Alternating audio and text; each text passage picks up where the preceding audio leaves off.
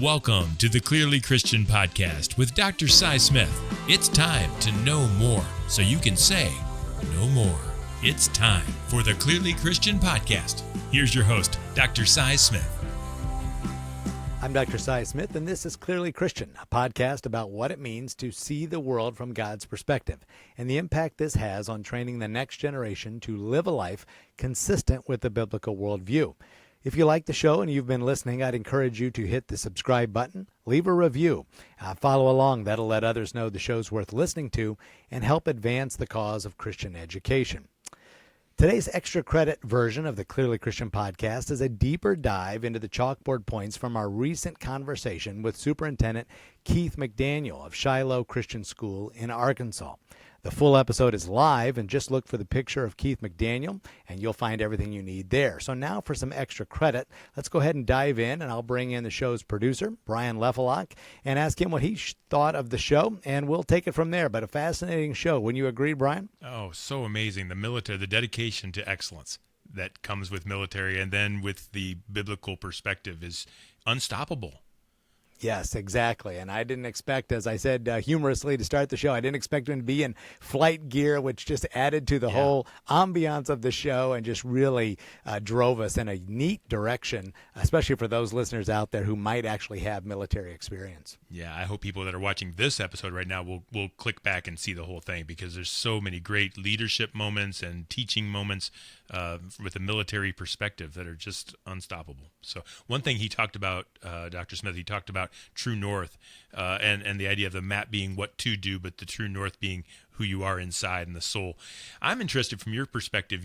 Everyone has their own perspective in schools. The students do, the teachers do, and we know that the Bible should streamline that or point that true north. But how do you keep true north as a leader of administrators, teachers, students? How do you keep it going in the right direction? Boy, that is a good question. And it's a very awesome responsibility in that sense, because you're exactly right. And in a school like ours, especially too, that's interdenominational, I'm not a pastor, and a lot of these bigger Christian schools are like us. I don't answer to a head pastor, so to speak, that's got this spiritual direction that says, here's what the true north is. I am by default the spiritual leader of the school, and we're always looking for that direction.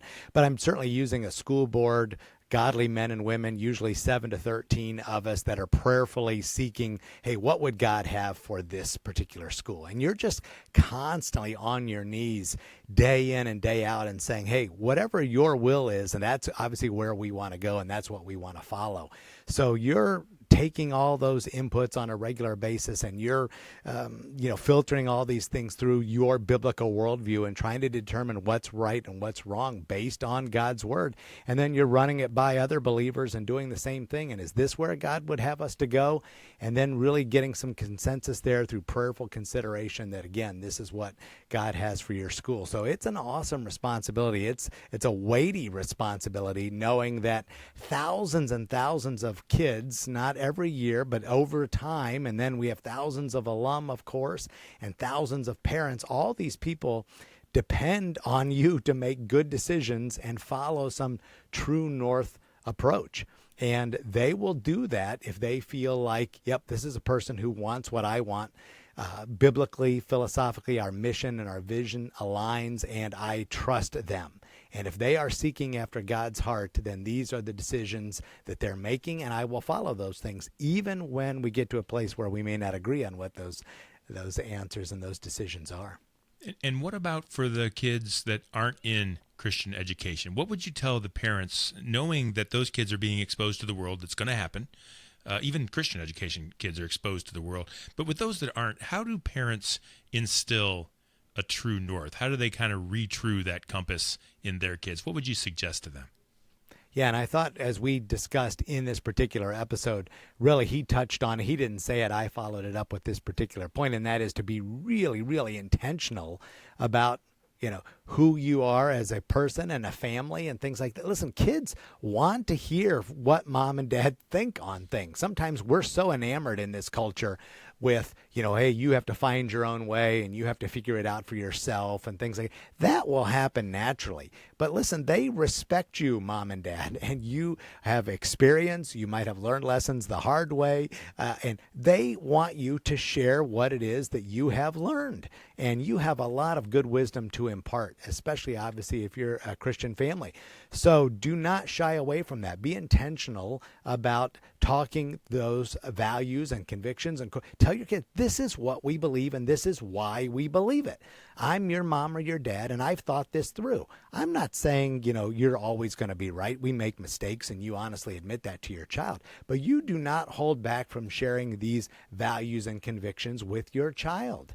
And most of the time, the children will be like, well, okay, that's good thinking. I'm glad you've thought that through. I'm going to chew on that myself and try to work this out. But at least you're opening the dialogue. And they may not always agree with you at everything, but I'm telling you, 9 times out of 10, they will.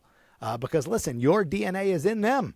So 9 times out of 10, they will start to think like you. But you've got a good rationale for thinking through why you did. Be intentional about that. Be proactive with your kids. It's really interesting. It shows not about me, but my kids are older, and I remember very clearly, Dad, I'm not listening to you. Dad, why do you keep talking about? Why do and you think as a parent, geez, they don't listen, they don't care. What am I doing wrong? And yet, 5 years down the line, 7 years down the line, they've got kids of their own. They're doing their own thing, and they're like, Dad, I remember when you said this, and now I get it. And if you remember back, they were listening. So speaking of that, and speaking of imparting your wisdom, he had a great point. He said, if you want to change the world, you have to change the dinner table. What did he mean by that, Dr. Smith? Yeah, I think that's an echo of what I just said, that as your dinner table a reactionary thing that, hey, yeah, you definitely want to ask, hey, what went on at school today, right? And so, yes, you're reacting to what you're getting there. But you also know, listen, you're an experienced adult.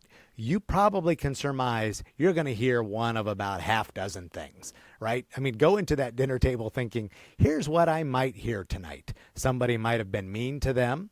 If they had a bad day, somebody might have said something mean. Somebody said something that was confusing that they didn't understand, perhaps. Or maybe they had a good day. Why was it a good day? Why did you have good days when you were in school? Again, it's not that complicated, when you look back at your own experiences and you look at them as well. Yes, times are very, very different, but why might they have had a good day or a bad day or things like that? Anticipate some of those things and then build in, all right. And if they say nothing happened, and you just, it's like pulling teeth, well, then go into it again, intentionally designed to say, all right, tonight's topic is this. We're going to talk about this while we eat. And man, I'm not talking about thinking something through where you're writing a chapter in a book. I'm talking about literally less than 5 minutes worth of a discussion on something that you just happen to think might be important. And if my kids might be wondering about this issue, I go ahead and talk about it. Maybe it's something you even saw on the news and it kind of hit you and you thought, wow, yeah, that's a good point. That everybody needs to know that. How can I relate that to my kids? And if they say, I didn't learn anything at school today. All right, well, we're going to learn something right now then. I heard on the news today XYZ. You know what that makes me think about? It makes me think about that this is right or this is wrong, and here's why. And as Christians, we think this and we think that. Okay, and that will be that intentional. And I think, again, he's saying, yeah, prepare them for what's coming in life. Prepare them not to just, again, react to the world, but to have a view, to be courageous, to have confidence. Let's have some dialogue here at the dinner table. Let's have some meaning. Let's not just get through it because we have to. How many families get to sit down again, right, at the dinner table? Wouldn't you love that? Yeah, just making the time. Being at the dinner table would be a step forward. Yes, and I would probably say make it count. Right? Yeah. Make it count. Just don't waste it, because you and I are both adults and we've, our kids are grown and gone, and boy, what we wouldn't give to have them back on a regular basis, even one night a week, to say, man, I'd love to have 10 minutes, with either one of my kids and just soak in everything they're telling me. And if they say, hey, Mom, Dad, what's on your mind? Or what do you have to say? Oh, man, I'd give anything to have some of those conversations over again. And Dr. Smith, we're almost out of time here, but he also talked about increasing the stress level and increasing trust and letting kids fail is the way he put it. And I'm interested in today's day and age. You can't let your kid run off to school without forgetting their lunch. You're following them, trying to take care of them. Or he talked about the football player that forgot his pants. How do you, as a leader or an administrator, how are you able to overcome, because parents don't like anymore to let their kids fail? Are you able to do that in school? Boy, that is a challenge, and he was spot on, because it is a fine line, because we've all been there, right? Nobody wants to be humiliated, nobody wants to be embarrassed, and nobody wants to, some coaches will say, like in that case, you can't play the first half of the game because you were unprepared for. Well, who wants that for their child, right? And so all schools deal with that, and we all have the mom or the dad who comes to school and, Johnny forgot their cleats today, or I don't want them to go without a lunch, and so certainly I bring their lunch because I know they need food, and that'll help them do better on the test. And so, boy, where does it end? We totally understand that. But yet, on the other hand, he's exactly right. You do have to have some of that learning lesson there. So you do have to pray for good wisdom. Is this life and death? Is this a lesson that they can learn through a failed experience? Yep, absolutely. And especially you do see that hit home academically, because there's no going back there. Mom and dad can't help you study for that test. That's usually where it starts to show up the most, is if you've over-enabled them, or you've gone too far in all the little things like the lunches and the cleats and things like that, and you've enabled them to the point where they're just not prepared for a lot of things, it'll start showing up on the things that matter, and not being prepared for tests and quizzes, and I didn't have my homework prepared and things. Well, mom and dad can't help you there. Now we've got some high stakes things that are really suffering. So maybe together all those things will morph into some good life lessons that they learn. But a challenge, I can certainly relate to what he was just saying. Well, good questions, great episode. I'd encourage you to come back to some of those things and re-listen. Again, that was the episode with Dr. Keith McDaniel, longtime military veteran, still active in the military, both the Army and the Air Force, and a great conversation about leadership, and then also about parenting as well, which was just, again, fascinating. So thank you again for listening. Again, the only way we're going to turn things around in this country is to increase the number of people who live every day with a biblical worldview and see things from God's perspective. The greatest hope we have to get there is Christian education. So again, I truly believe that. I hope you do too, and continue to follow along. Hit the subscribe button. Let others know the show's worth listening to. And thank you for joining me today on this extra credit version of Clearly Christian. I'm Dr. Cy Smith. Thank you for listening to the Clearly Christian podcast with Dr. Cy Smith. Hear more episodes at clearlychristianeducation.com. If you'd like more information about Christian education in your neighborhood, or if you're interested in education opportunities at Mansfield Christian School, or if you agree with Dr. Smith and want to help him in his mission to influence and awaken Christian America, you can send Dr. Smith an email through the clearlychristianeducation.com website. Message him on the Clearly Christian LinkedIn or Facebook page, or call the Clearly Christian Connection line at 419-756-5651. This has been the Clearly Christian Podcast with Dr. Cy Smith on clearlychristianeducation.com, brought to you in conjunction with Mansfield Christian School, a Bryan Media production.